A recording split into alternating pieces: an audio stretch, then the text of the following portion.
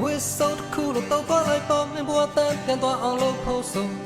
ငါတို့ငယ်မချီခဲ့ပဲနဲ့တောက်ပါပြီးဟိုဝဲဆုံးထွက်သွားပြောရဖို့ရှာဖို့စိတ်ပါခဲ့တဲ့ငါချစ်ဆုံးအခုတော့ပြတ်တော့လာတော့မစတော့